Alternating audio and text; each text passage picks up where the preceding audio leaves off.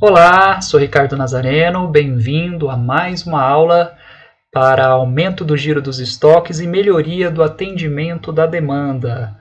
Pessoal, na aula de hoje nós vamos falar um pouco mais a fundo aí sobre a definição de sistemas híbridos de planejamento e controle da produção e dos estoques, tá? Para entender sistemas híbridos, pessoal, é importante a gente resgatar o que a gente viu até aqui e principalmente, né, a questão da implementação da lógica da puxada através aí dos pontos de supermercado ao longo do fluxo de valor. Na última aula nós falamos sobre os loops e os processos de produção, né, e a importância deles para quebrar o fluxo de valor em partes menores e mais fáceis de serem administradas. Só que isso tem também as suas limitações, não dá para você usar isso aí para 100% dos produtos da sua empresa. E é aí que começa a surgir o conceito de sistemas híbridos, tá bom? Vou contextualizar um pouquinho aqui para vocês esse problema e aí a gente vai chegar lá daqui a pouco, tá bom? Então, imagine um fluxo de valor, né, em que você tem aqui, né, todo o fluxo de processos, você tem os pontos de supermercado, tem aqui os supermercados de matérias-primas, de componentes comprados, tem o supermercado aqui de componentes intermediários, né, em processo, e aí eu tenho aqui um fluxo de montagem final aqui, em que eu estou usando esses componentes aqui, né. Ao mesmo tempo eu tenho aqui o fluxo dos pedidos do cliente, que vai chegar até o meu PCP e que vai sortar a sua ordem de programação aqui, né. Que maravilha seria se todos os itens pudessem estar percorrendo exatamente esse fluxo como a gente projetou e delimitou aqui pelos loops, né. Só que o problema, pessoal, é que assim, primeiramente, as empresas hoje em dia, até por uma questão de mercado, elas têm que ter um portfólio de produtos maior. E aí você vai ter produtos com diferentes características de demanda, né? Se você olhar essas curvinhas que estão aqui, elas têm uma razão de ser, de estarem desenhadas diferentes, né? Então isso aqui representa o comportamento da demanda de cada produto. Então eu tenho aqui um produto A, que eu tenho uma demanda que está acontecendo de uma forma mais parecida, né? Eu tenho picos ali, de repente um produto que sai todo mês. Ao mesmo tempo, eu tenho outro produto aqui, ó, que num primeiro semestre não sai quase nada. De repente, já num segundo semestre, ele começa a ter já uma demanda. E aqui eu tenho outro produto que sai muito pouco, né? Produto que vende ali 2 vezes no ano. E tem aquele produto que eu vendo o tempo todo, eu vendo o ano todo, todos os dias, né? Então você vai ter produtos com diferentes características de demanda. E aí, a partir do momento que você tem produtos com diferentes características de demanda, não bastasse isso, esses produtos também vão ter o quê? Demandas flutuantes, né? Vão ter demandas que variam ao longo do ano, né? Seja por fator de sazonalidade, então às vezes ele tem uma saída maior no começo do ano, depois vai ter uma saída menor já na segunda metade do ano. Então, isso também vai influenciar na questão da característica da demanda desse produto.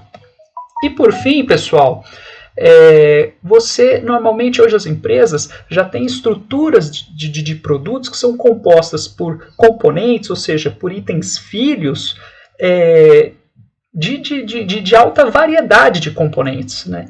E aí, quando você joga vários produtos com diferentes características de demanda, você passa a ter também diferentes componentes com diferentes características de demanda. E se você colocar todo mundo para estoque, nesses pontos de supermercado onde a gente definiu aqui, ó, a tendência é você ter muita coisa em estoque, é você ter muito item em estoque, né? Mesmo aplicando a lógica aí da produção puxada, né?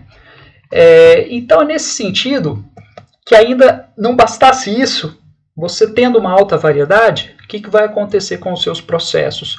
Você tem que compartilhar esses processos, você tem que produzir vários tipos diferentes de itens dentro de um mesmo processo, né? Então você vai ter também muita troca de ferramental, que a gente chama de setup, né? Você vai ter necessidade de fazer muitas trocas desses itens aí, né? Para poder utilizar esses processos que são compartilhados. Então, dentro desse cenário, pessoal, é que não dá para você também aplicar a lógica da puxada para 100%, tanto das matérias-primas, quanto dos componentes em processo, dos semi-acabados, né, dos fabricados, quanto dos produtos acabados propriamente dito, né? E aí que surge um conceito muito importante, que é o conceito de sistema híbrido de PCP, né? E o que quer dizer híbrido, né? Híbrido que você está trabalhando com coisas diferentes, né? Então é um sistema no qual, dentro de um mesmo fluxo de valor,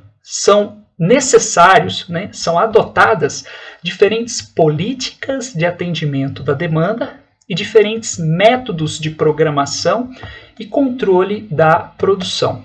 O que quer dizer isso com diferentes políticas de atendimento da demanda, né? Poxa, diferentes políticas de atendimento da demanda, pessoal, diz respeito primeiramente aos pontos, os diferentes pontos onde você vai criar os seus supermercados. Se eu tenho um supermercado só lá no estoque de itens comprados, de matérias-primas, dali em diante eu estou fabricando contra pedido. Se eu tenho já um supermercado um pouco mais adiante, aqui simulando uma operação de matéria-prima, injetar, montar e expedir, então eu tenho já aqui um estoque de itens injetados, eu vou montar contra pedido. Se de repente eu já tenho um supermercado em todos os pontos aqui, e eu já tenho os itens montados, né, os produtos acabados montados, eu vou basicamente expedir contra pedido. É a política de atendimento que a gente conhece aí, né, mais tradicional, que é a que a gente chama de pronta entrega, né? Então você tem dentro de um mesmo fluxo de valor produtos que tem produto que você vai ter que fabricar ele inteirinho, né? Tem produto que de repente você começa a disparar a produção dele a partir de um ponto intermediário ali no fluxo de valor, que é o que a gente está chamando aí de montar contra pedido. Tem produto que já compensa você ter ele em todos os estágios, em estoque, né, em todos os estágios do seu fluxo de valor, inclusive no estágio na forma de produto acabado. É o que a gente está chamando de um produto pronta entrega. Então você vê que são produtos que vão ter o quê? Políticas de atendimento da demanda diferentes, né? Vão ter produtos que vão ter prazos diferentes. Um produto vai demorar um mês para eu entregar, ao mesmo tempo tem outro produto que eu demoro 2 dias para entregar. Tá? Então é híbrido nesse sentido. Eu atendo a demanda de formas diferentes. Os pontos de programação são diferentes. Mas é híbrido também, pessoal, porque eu posso, dentro desse mesmo fluxo de valor, né, quando eu falo um fluxo de valor, dentro desse fluxo em que está sendo produzido essa família de produto, eu posso ter diferentes métodos de programação e controle, né, diferentes formas de programar e controlar esse item, né? Então, por exemplo, eu posso ter os itens, os componentes que eu estou produzindo para estoque, né? Então é o caso de controlando o quê? Pelo método do Kanban. Eu posso ter componentes que, a partir do momento que eu vou fazer em fluxo contínuo, ou seja, que eu vou colocar o pedido do cliente, ali eu estou usando o MRP, estou usando o conceito de fazer defasado no tempo. Eu vou programar daquele ponto em diante baseado na carteira do pedido do cliente. Se daquele ponto demora uma semana, então eu sempre estou programando uma semana antes, né? E ao mesmo tempo, eu posso ter ali um ponto que não é nem um estoque tipo supermercado, é um estoque tipo um pulmão. E aí eu vou usar o que? O método do tambor, pulmão e corda. É aquele ponto em que não compensa eu ter esse item em estoque, mas eu preciso trabalhar adiantado para garantir que o puxador aqui não fique desabastecido, que ele não fique parado esperando. Afinal de contas, eu já garanti o abastecimento dele aqui na forma de um supermercado. Tem outro supermercado aqui, esses aqui são componentes que estão sendo disponibilizados para ele, pronta entrega, porém, esse cara aqui não compensa devido a características como o custo dele, provavelmente é um componente muito caro no meu fluxo. Esse cara eu vou estar produzindo, seguindo a carteira do cliente, mas aí eu vou o quê? Eu vou trabalhar ali uma semana na frente para garantir que esse cara aqui não fique parado, né?